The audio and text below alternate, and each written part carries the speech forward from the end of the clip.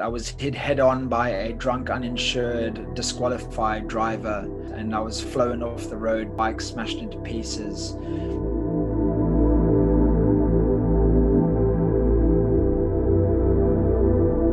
So we attempted to cycle the end-to-end challenge from John O'Groats to Land's End, north to south, covering just over 1,000 miles in 10 days. Or we'd just come into Devon and we decided to take a detour. And that's the last thing I remember. I was hit head on by a drunk, uninsured, disqualified driver. It was a hit and run incident, and I was flown off the road, bike smashed into pieces. And eventually someone saw the smashed windscreen driving towards them, then saw my bike smashed and got out the car, couldn't see anyone. When they were getting back into their car, they heard some screams, and it was me down the hill. So I broke my right femur, I smashed my left shin, compound fractures. I broke I think my arm 3 times, punctured my lung, and had heart trauma, bowel trauma.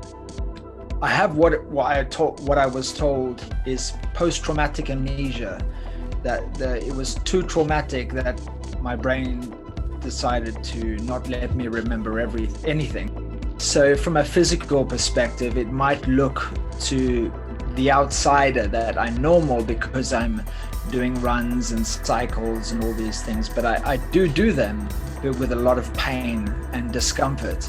Earlier, before filming this, I went for a 5K run, and I was so chuffed that I didn't stop once.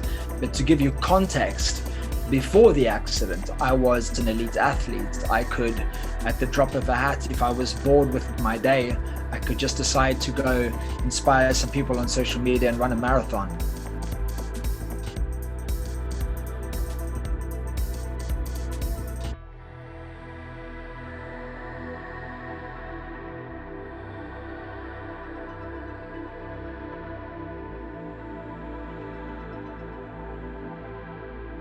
I live in a little village, and the first few times I just rode around the village. I just couldn't face the cars, and eventually I would go on the small roads.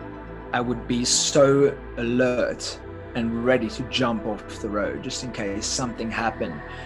The fight isn't your physical recovery, it's your mental wellness in the process of recovering, because you're not who you used to be. You have challenges that other people don't have, and you know, I have sleepless nights sometimes, or tossing and turning. So I think some cyclists get hit just because the cars don't realize how close they are.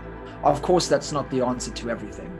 That's not going to get us to 0 deaths or serious injuries, but it definitely will make a difference to have mutual respect, to have understanding that everyone is just trying to get from A to B.